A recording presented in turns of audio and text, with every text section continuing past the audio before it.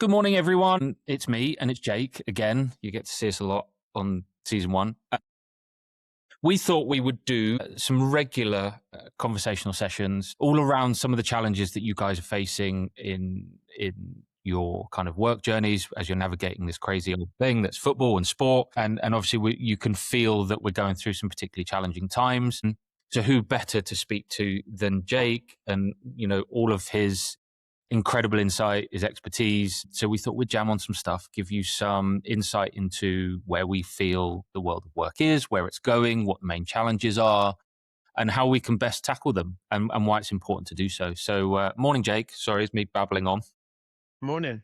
Morning, Matt. Excited to have the conversation. Yes. Likewise, I think it's an important subject. We talk a lot of season one about the mission. We want to create what we call future ready talent. And I think it's really timely for us to kind of sit down and go, well, what does that mean? And actually, why should people care about what we're talking about and why it's really, really important? So maybe we start with the kind of overall, the kind of overview of the challenges and realities of work. We talk a lot when we do our workshops about the realities of work. Where are we now, Jake? Like how have things changed over the last 3 to 5 years? What's happening now that wasn't happening back then? Well, we are living through a time that some sociologists have called the age of permanent exception. Another way of understanding that is the age of permanent crisis. We seem to just kind of lurch from one to the next. And certainly since 2008, 2009, it seems like it's just been one long story of uncertainty and geopolitical shifts and kind of seismic activity that seems to affect all of us.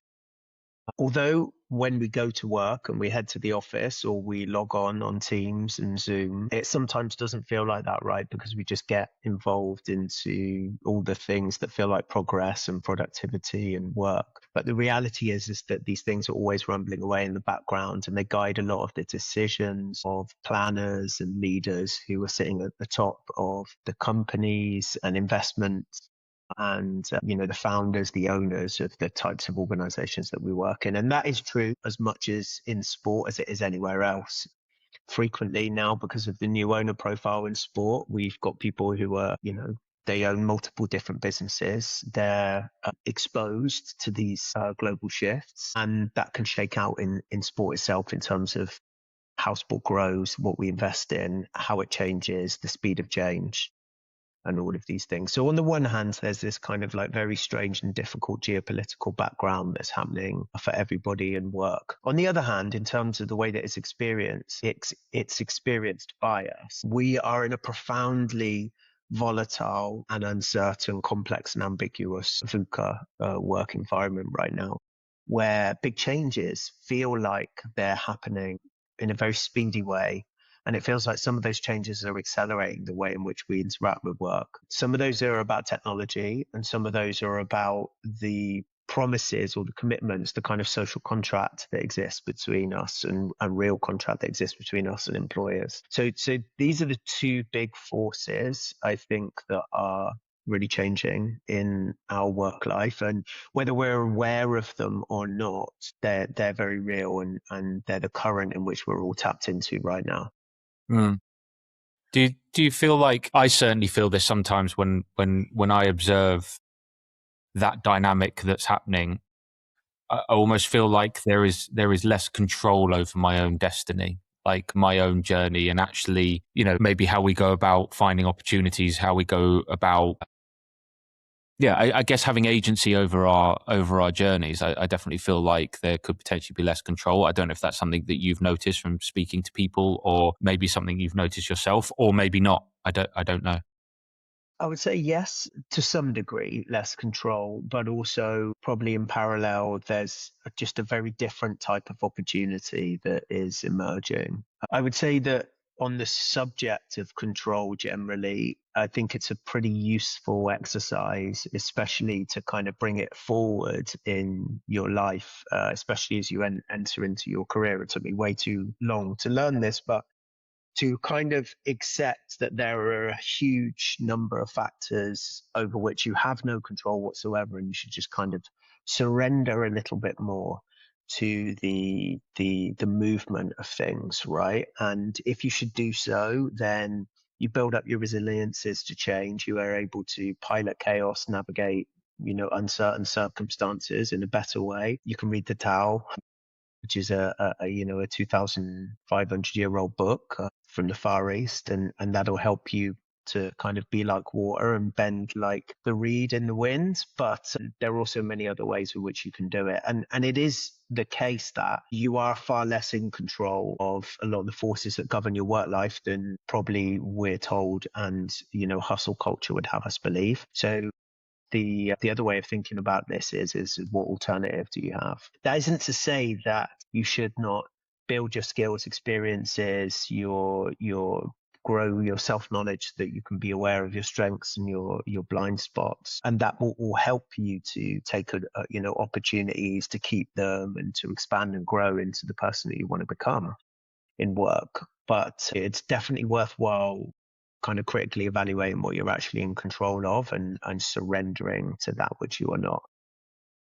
Yeah, So that's such an important point, which we probably all still struggle with now, right? It's very it's hard, and you often want to have control over the things you can't have control over, and vice versa. So, but it's a really interesting point, and I think conversely with that, I guess that the compliments that you mentioned is this piece about, I guess, in order to be in control, you have to understand yourself a lot better, and it's something that I've learned a lot from you over the last few years, and has been infinitely valuable for me. And it's something we do in season 1, right? Something that's really, really important. It's very much a primary pillar around how we create this kind of future-ready environment for people. When we kind of say this, give us a bit of an explanation, Jake, on like actually what does it mean? Because this kind of concept of knowing thyself and having a great self-concept, I think maybe not long ago, it may not have necessarily been seen as a priority or as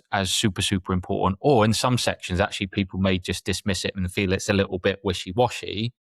Tell our members why, me, you, and obviously the incredible work you do, why it's so important for people to really understand themselves and kind of everything that sits around that. Well, first of all, it's something that you can reasonably do. So in the two containers of things that are beyond your control and things that are within it, it's one of the things that is squarely within, right, in that container. And so doing it can create a series of kind of critical thinking skills about yourself. And it can also create a kind of roadmap for how you can meaningfully connect with others, right? Because you understand, in understanding self, you understand your difference from others, you understand the power of cognitive diversity, and you understand how in groups of people, one person's strength fills another person's blind spot. So it's a really powerful tool for getting difficult stuff done together in groups, but it's also the to go one level deeper, it's like how we get better together. So taking a performance lens, it's really about when we do these complex, difficult things, time bound, collaborative, problematic, interdependent activities with one another, just in the pursuit of some common aim, some common shared goal. It's how we get better together to that end, right? It's how we change from one state to the next. It requires this awareness of where one is at in the first instance. And if things stay squarely in our blind spots, then we don't have the awareness of them. So for example, one of my strengths overplayed is sometimes I can be conversational, I can be curious, I can be, perhaps even wise at times. But I can overplay that strength, and when I do, I begin to appear egotistical. I can eat up all the airtime, and I can probably tell one story too many. I can do exactly what I'm doing right now, and the awareness of that as a blind spot, and the story of that as a strength overplayed, which is something that I learned from Mindflick and from systems thinking. Mindflick, the producer of Spotlight. And yeah, it's a very powerful way of thinking about yourself. And then if you imagine that in groups, we all begin to think that way, become aware of each other's strengths and our blind spots, and then we can help each other to get better together. So I think it's a very compelling way to approach the difficult things that we try to do together. And I would just say one more final thing, which is that often we think that when something hasn't gone the way that we hoped it would go, we think that the story of that is in like strategy and tactics and the way that we executed something. And in my experience, it's more commonly on, did we really understand each other very well and how we work and how we get stuff done as a group? I love that answer, and obviously I've been exposed to this. I know when we kind of first met, we all came to Copenhagen, a group of us, and we did the mind flick. We did the spotlight test, which is incredible, and we had this conversation after. And I've done, in the past through playing and obviously been genuinely curious about myself. I've done a lot of psychometric testing and kind of tried to engage in this improvement of self, or however you want to kind of package it. But I'd never thought about it outside of this kind of siloed, I'm the individual, I need to work on myself and be better.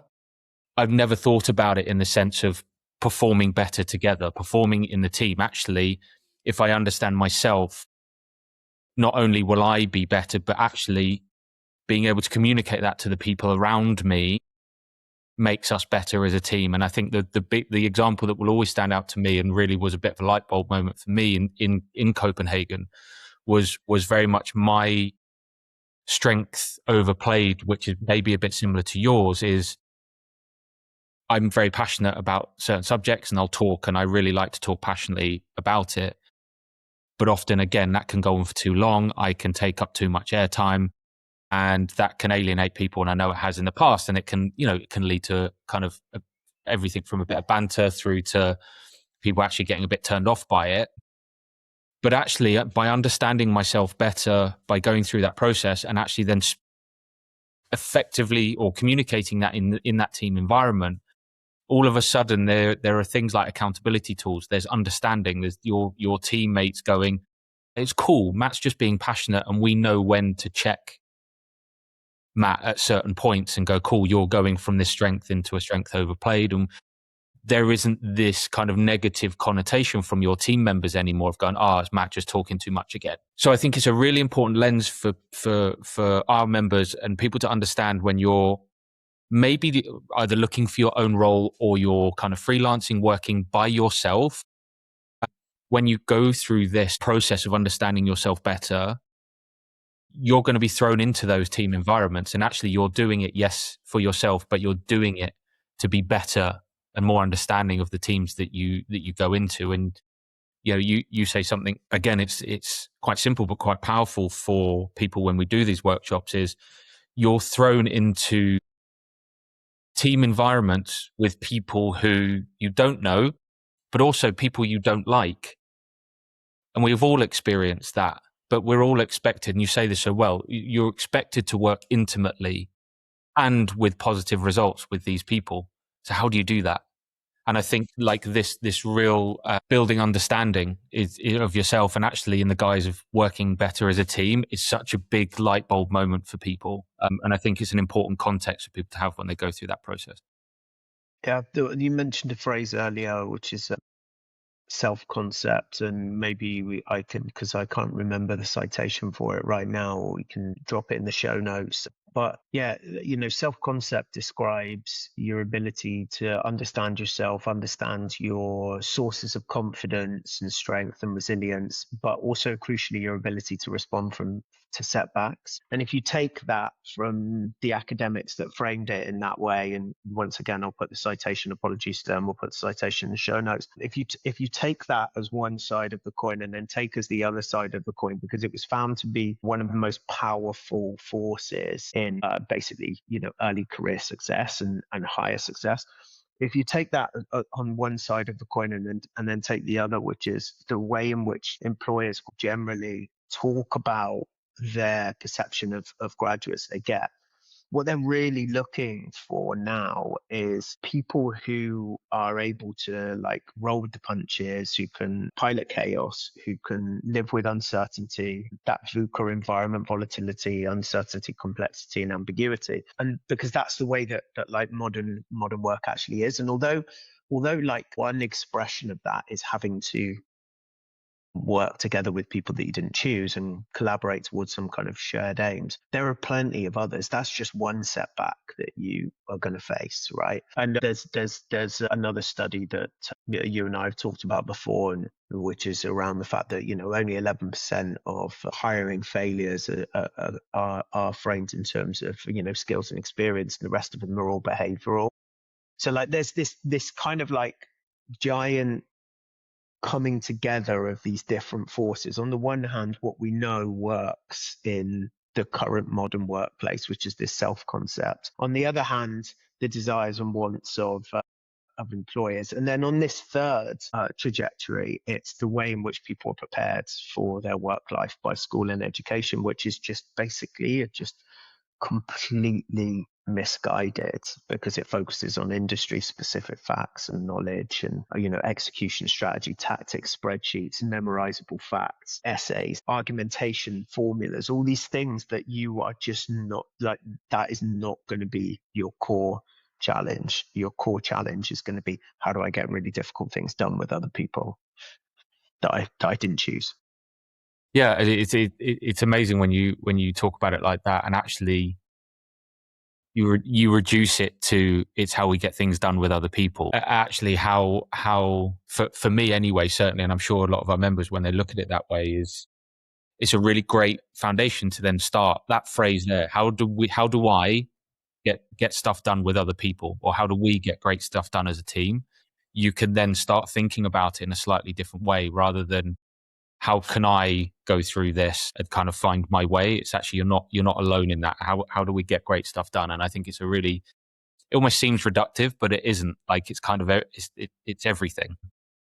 What, Well, it's intentionally reductive on my part, right? Because of what I'm trying to do is I'm trying to simplify things that we have made too complicated. mm, And school and education has not contributed to the simplification of these things. It has made them more complicated by one, filling that entire canon with like stuff that you is really interesting. Don't get me wrong, but the reality is you're not going to use it mm. through to I've lost my train of thought.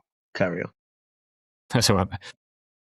Yeah, I think it's very powerful for people. And question I had on that, you talked about there, obviously the education system, right? It's full of industry knowledge, tools, execution strategies. This is the do when you go into wherever you're going to go into, working for yourself, going into a job. Cool, that's all you do. Off you go, and we don't look at actually how we get stuff done with other people. When our members and people out there are going, okay, well, I'm being taught this, and then when I look at a job description, all 90% of what's in a job description is essentially asking for what I've done at uni or a set of technical skills and execution strategies. How can they, I guess, communicate the other thing? Like, how does everything we've just spoken about? How can we kind of say, well, we're good at this, or we're really understanding this, and actually this is going to be really valuable to you, in combination with those skills? It's something that I get asked a kind of a fair bit, and I don't necessarily have an answer. You may have an answer, and the way I kind of think about it is, yes, up front there's kind of experience, there's technical knowledge, there's toolkits and execution strategies, and actually what is the last part generally of a job interview? It's a personality test. They want to know that you as a person are going to fit into the organization. Why does that come at the end and not at the beginning? Like, you understand what I'm trying to say? How do our young people like really embrace that and go, well, is this really meaningful as a priority over, above, or next to these kind of technical skills that employers are asking for?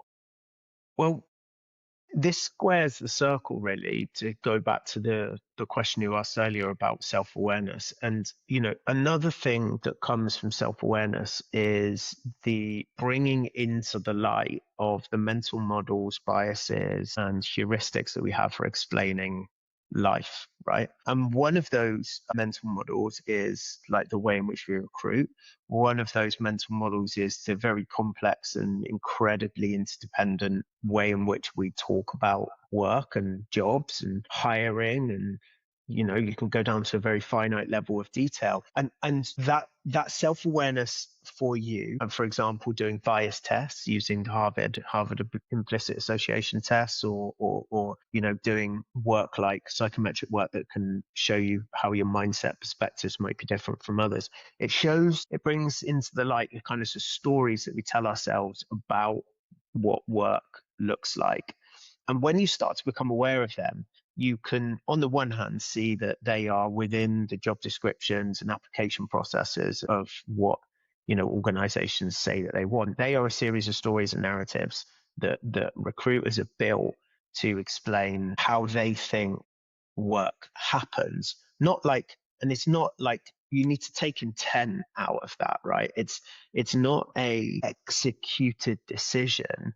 It's very much in the background. It's wallpaper. It's a narrative, right? It uses very particular types of sentences, and it describes things like desired qualities and necessary qualities, and all of these different things that you will recognize from job descriptions and job adverts each time that you watch it. But they are not necessarily real, because the science is saying that when people do go into work, the things that they tend to fall down on are behavioral.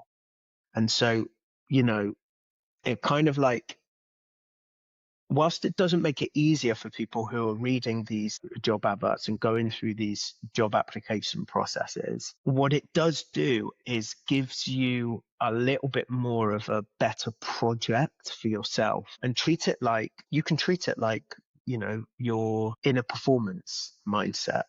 You're going from one state. There's nothing wrong with that state. It's cool. It's great. It's you.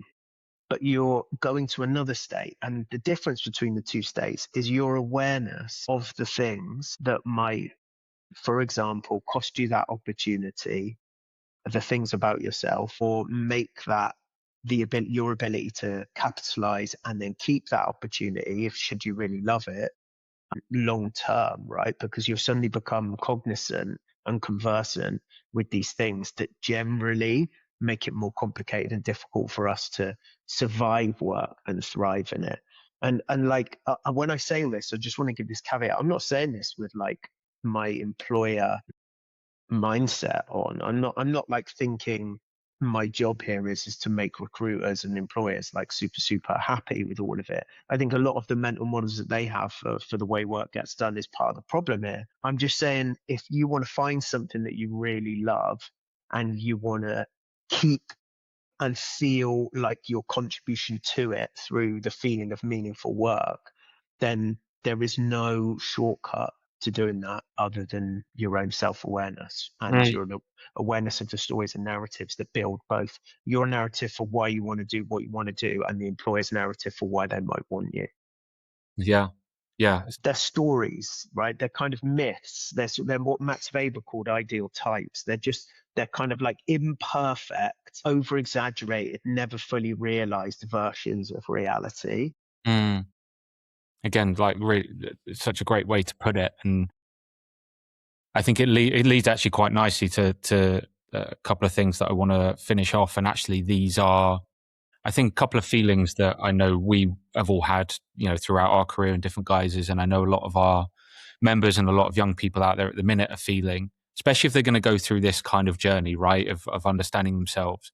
And one of those things is this not good enough fear, which I know you've talked about a lot in the past, and again makes a lot of sense, is the not good enough fear and also vulnerability, right? To these two things that a lot are going through right now. I'm not good enough to get the job. I'm not good enough to put myself out in the world.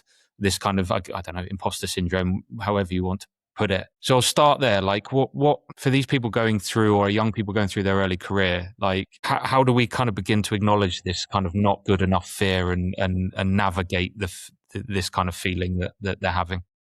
It's the first thing to say is it's not my idea. It's Dr. Pippa Grange, who is currently, having part of her life serialized in a BBC iPlayer show that you can tune into now, about her time as the performance psychologist for the England football team during the 2018 World Cup. But Pip talks about not good enough fear in her book, Fearless, right? And it describes a kind of package of feelings that we have about ourselves and the consequences of displaying something real and true about ourselves. It is, in a way, the effect of the antithesis of psychological safety. Where cultures are not psychologically safe, we will fear not good enough fear to a greater extent. We'll all feel it anyway, right? Even in very psychologically safe environments, there's always a part of that. We have an inbuilt negativity bias as part of the way in which we survived as a species. But not good enough fear in environments where there's high degrees of judgment, low psychological safety, places where leaders are not being vulnerable and modeling that behavior, and other people don't feel like they can do the same, where when they take interpersonal risks, they're met with some type of consequence. They feed this tendency in groups, and they can allow, as Pip says, people to feel like they are not measuring up in some way. She also talks about how they are kind of powered by a series of unchallenged beliefs in the workplace, like we pay, we own your time, right? And like work is not therapy, and all of these sorts of common sense understandings for work that have actually become unhelpful and redundant, but they circulate nonetheless. So it's a very real thing. I would like to say that it gets better with age and time, but the reality is that it's a kind of a ghost that you need to make a friend of, right? If you try to fight it or try to counteract it with some kind of like act of bravery, or even like positive psychology and repeating those sorts of things, you'll probably make it stronger. So the best thing to do is just to acknowledge that it's there and to talk about it and to be vulnerable about it with others. And you will see when you do that other people are experiencing the same thing as well, right? And we just normalize it. Mm.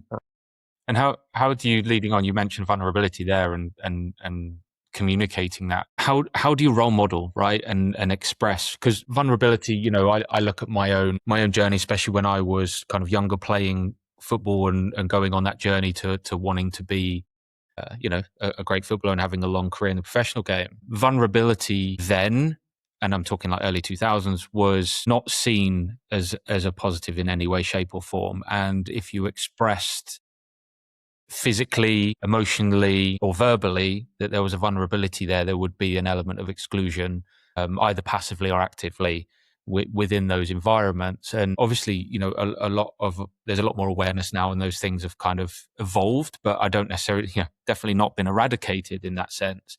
How do our young people kind of begin to role model and express vulnerability where they may perceive their environments where they may be seen as weak or inferior, or they're going to lose their job if they don't do that? Like, how do they navigate that?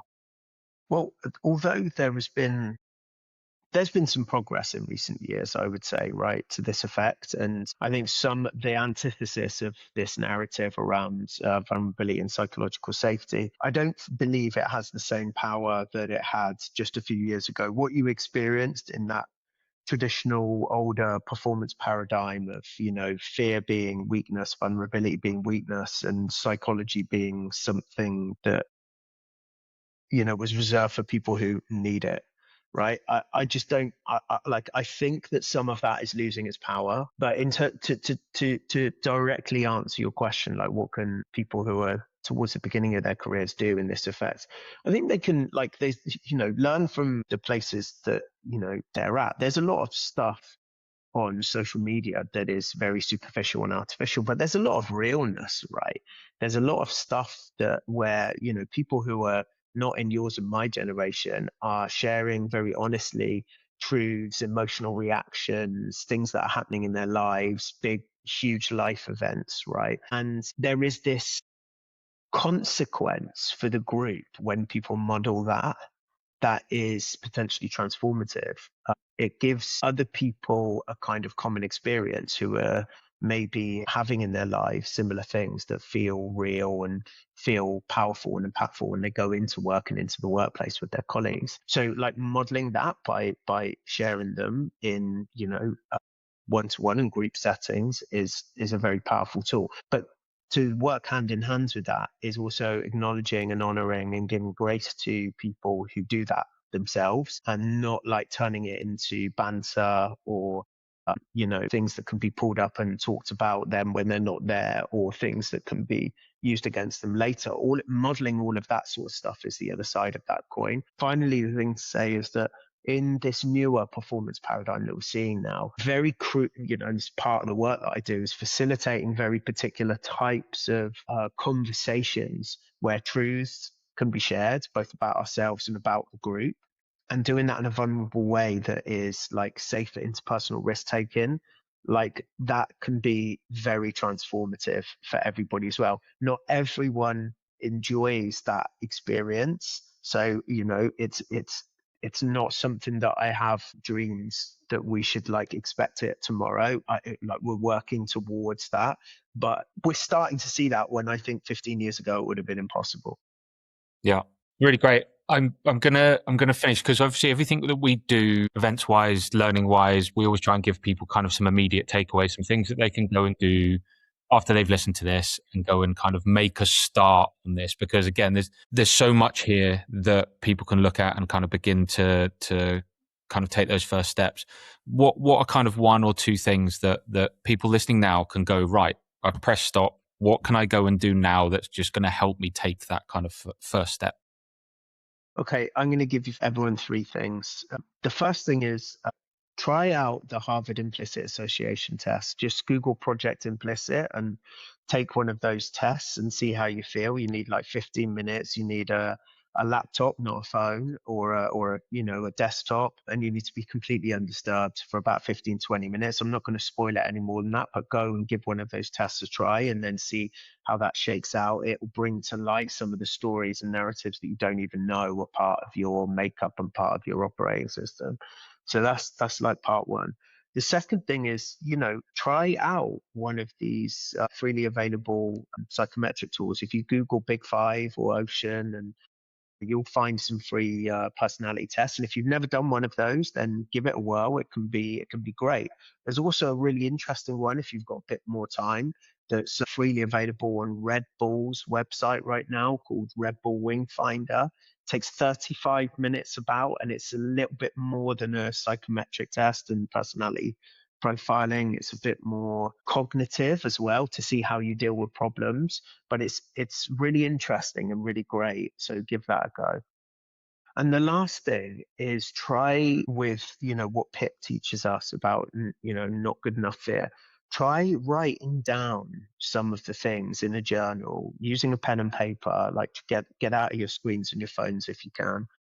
Try writing down some of the things that feel like fear to you, and write them down in a couple of different ways. First of all, describe the thought, and second of all, describe the physical sensation. So I might say, I fear putting an unedited version of myself out into the world. What does that feel like? Well, I can feel a kind of like heat at the bottom of my chest, top of my tummy, when I even say the words, putting an unedited version of myself out in the world. So that's how it feels to me. And I just want to notice that as a feeling and watch it as it passes, which is the kind of essence of mindfulness. So there's three things that somebody can do straight away, and they won't take any more than an hour to do all three of them. Give it a whirl.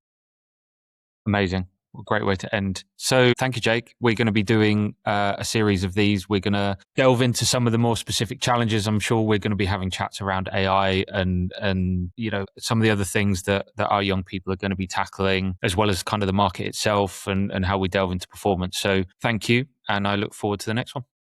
Me too, Matt. Thanks.